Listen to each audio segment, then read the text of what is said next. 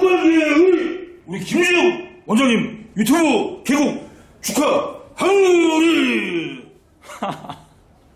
앞으로 감사합니다. 모발 관리를 지켜주시기 바라겠습니다. 꼭 지키겠습니다. 아니! 감사합니다. 네. 감사합니다. 감사합니다. 어때요? 뭐 궁금하신 거 있습니까? 환자분들이 그런 질문을 가끔 하시거든요. 네. 그러니까 이제 제 나이가 이식을 할 때 너무 빠른 거 아니냐 이런 얘기를 저랑 이제 수술할 때 가끔 제가 들어요. 그러면 이제 적정한 나이가 있는 건지. 아주 좋아요. 없습니다. 사실은 이제 이게 모발 이식을 처음 시작할 때 세팅 때문에 내려오는 고정관념 선입견이 되게 많아요. 예를 들면 내가 20대는 수술을 하면 안 된다던데, 예를 들면 M자 탈모가 있는 분이 수술을 하면 나중에 탈모가 진행하면 뭐 도끼 뿔처럼 남는다던데, 혹은 뭐 수술을 해야 되는 적합한 시기가 있는지 다 없습니다. 처음에 20수년 전에 모발 이식 처음에 들어왔을 때는 아까 말씀드린 것처럼 완전히 머리카락이 없는 분들, 그리고 그때는 절개밖에 없었거든요. 그러다 보니까 우리 스승님들이 모발 이식은 찾아오는 환자들이 다 그런 분들이니까 40대 이상의 중년에 경제력을 갖춘 그 아무것도 안 남은 분들이 쫙 심어서 만족도가 높은 그때 해야 되는 것처럼 말씀을 하셨던 거죠. 그래서 심지어 지금도 활발히 활동하시는 우리 스승님들이 계신데, 일부 우리 스승님들은 여전히 20, 30대 M자 탈모 환자는 수술 안 해줍니다. 옛날 생각하셔가지고. 그 덕은 저희가 보고 있겠죠. 그분들이 저한테 오시면 참 좋은 건데, 일단은 사실 모발도 장기거든요. 모낭도 장기이기 때문에 일반적인 장기 이식은 뭐 예를 들면 인공관절이 됐거나 뭐 내가 심장 이식을 하거나 신장 이식이나 간 이식을 하는 경우는 약으로 버텨서라도 마지막 1%는 돌아가실 수 있겠다. 마지막 10%? 저는 그 부분은 모릅니다만 쓸 수 있을 때까지 오랫동안 버팁니다. 왜냐하면 남의 장기를 이식을 받거나 혹은 인공관절을 이식을 했을 때 그 시간이 제한적입니다. 그래서 뭐 5년 후에 혹은 인공관절은 제가 알기로는 최고 뭐 20년 이상 사용할 수 없다래요. 그럼 다시 그 인공관절 치환술을 해야 되는데, 그러면 뭐 흉터 때문이든 한 번 수술을 했던 부위이기 때문에 그 기능이 떨어지고, 그 두 번째 수술을 했을 때는 20년이 아니라 뭐 5년이건 10년 이상 못 간다 하거든요. 그래서 가능한 한 늦은 시간에, 가능한 한 쓸 수 있을 때까지, 그 기준인 것 같아요. 제가 생각하기에는. 근데 모발 이식은 내가 채취해서 이식할 수 있는 모발은 정해져 있거든요.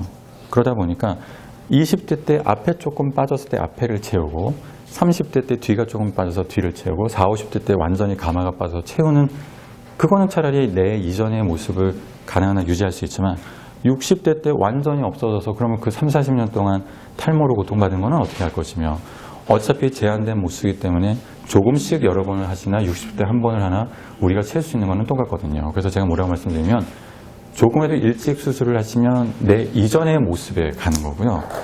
오히려 늦춰서 하게 되면 지금보다 나은 모습으로 돌아간다. 저는 이렇게 생각합니다. 그래서 결론적으로는 모발 이식을 하는 시기는 언제? 저희가 정해드리는 거 아니고요. 본인이 탈모로 인해서 자신감을 잃고 그 다음에 모발 이식의 필요성을 느꼈을 때가 저는 적기라고 생각해요. 왜냐하면 그 이전에는 몰랐기 때문에 신경을 안 쓰였고, 이젠 알았기 때문에 신경을 쓰이면 그 스트레스와 그 저하된 자신감, 그러면서 사실 실제로 능력도 떨어지거든요. 전 그건 옳지 않다고 봅니다. 네. 뭐 다른 거 혹시 우리 선생님들이 궁금하신 거 없으십니까? 정말 한 가지 딱 궁금하신 거 있으시면 하나 물어봐 주시면 저는 좋을 것 같습니다. 왜냐하면 되게 참 신선한 질문이 될 수 있거든요. 아무것도 모르시고 관심이 없으셨기 때문에. 네. 나이 들면은 네. 그 머리가 이렇게 잠깐 죽는데, 맞습니다. 그것도 빠지는 것 때문에 그런 아닙니다.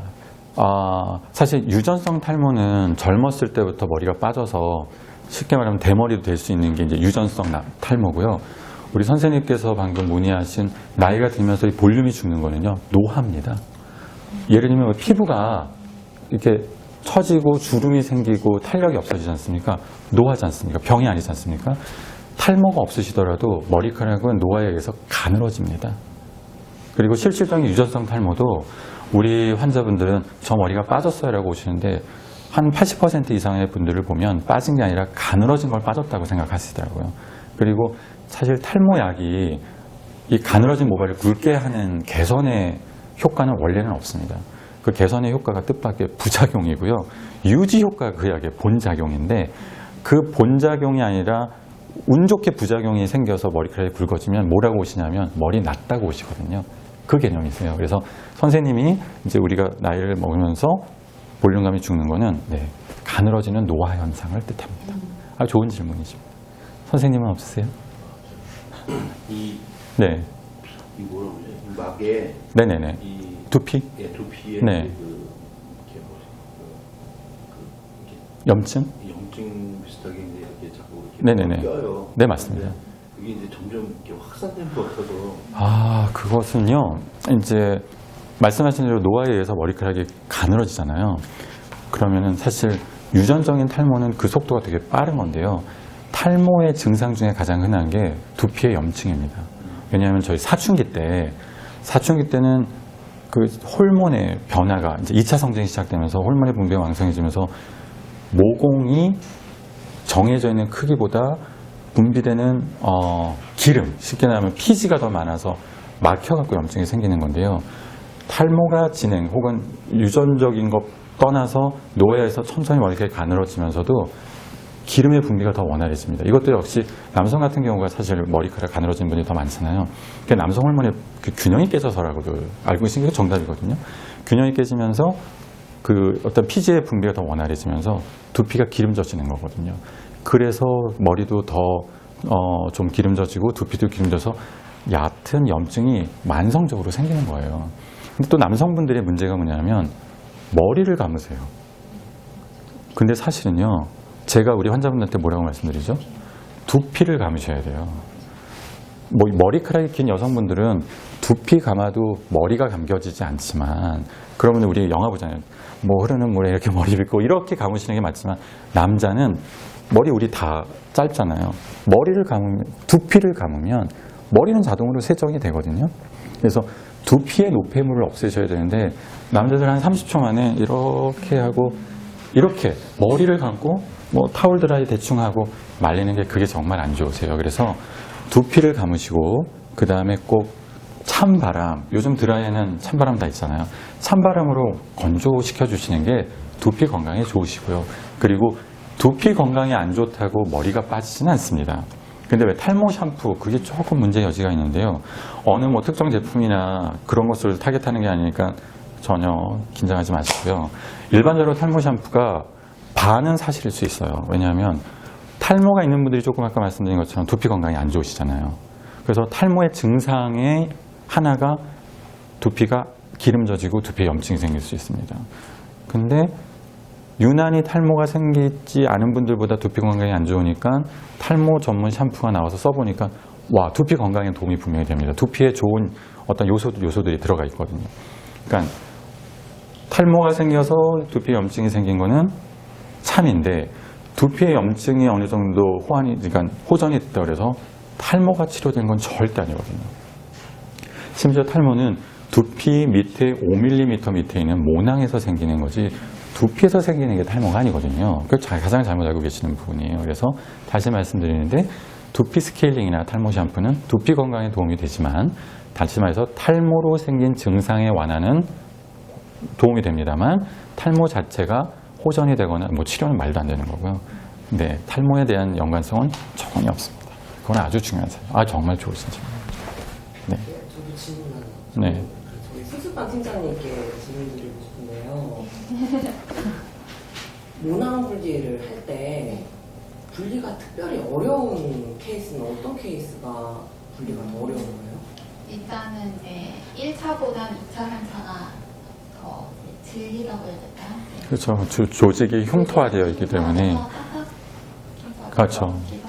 질긴 피부가 어렵죠. 그다음에 이제 옥수 털이 있으면은 아무래도 칼이 한 번에 갈 거를 이렇게. 이렇게 가져가야 되니까 그런 것도 있죠. 근데 좋은 얘기인데, 일단은 그거를 조금 더, 저도 분리를 해봤고, 제가 처음에 우리 스승님께 모발이식을 배울 때 6개월 동안 분리만 시키시더라고요. 모낭에 대한 그 조직학적, 해부학적 다 시험도 보시고, 그게 도움이 되는데, 우리 팀장님의 말씀을 조금 더 이렇게 설명을 드리면, 일단 우리의 정상적인 피부는 콜라겐이나 단백질이나 그리고 피하 지방이 있고, 상피가 있고 진피가 있고 밑에 피하 지방, 이러한 정상적인 조직으로 이루어져 있고 찰지죠. 아주 되게 부드러운 연조직. 쉽게 말하면 이제 두부 같은 거 생각하시면 돼요. 두부에 칼 넣기 쉽죠. 그걸 싹싹 한 번에 쫙쫙 이렇게 이쁘게 물방울 모양으로 분리할 수 있는데, 한 번 수술하신 부위의 이제 조직은 흉터화되어 있죠. 섬유 조직은 딱딱하죠, 질기죠.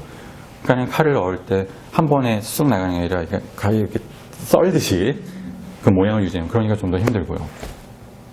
두 번째 말씀하신 커리, 그러니까 곱슬진 모발 같은 경우는 사실 동양인의 경우에 저희가 이제 분리를 한다는 거는 두피 밑에 모낭 레벨까지, 여성은 보통 한 3mm, 남성은 길면 5mm 정도로 물방울 모양으로 분리를 해야 되는데, 그 두피 밑에 머리카락의 방향까지 방향성 있는 동양인은 사실 전 딱 한 번 뵀습니다. 지난 10년 동안.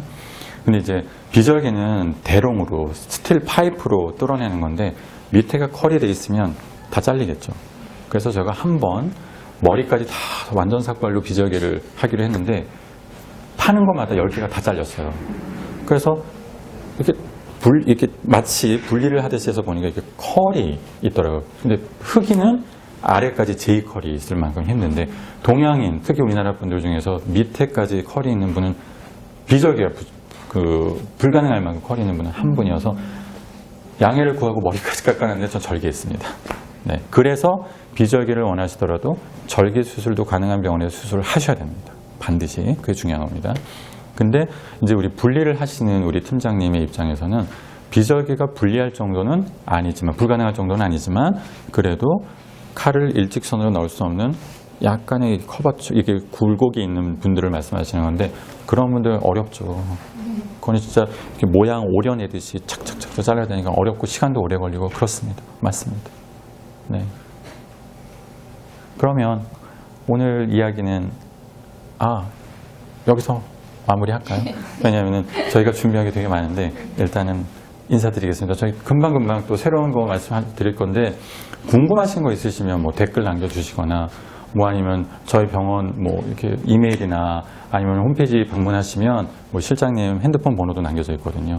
그래서 뭐 카카오톡이나 뭐 풀친 사용하시고 일반 메시지 혹은 전화 뭐 이용해서 질문 주시면 오히려 가장 많은 질문에 대해서 답변 드리는 것도 좋을 것 같아요. 저희가 준비한 질문도 좋은 거지만 그렇게 부탁드리겠습니다. 감사합니다. 감사합니다. 네.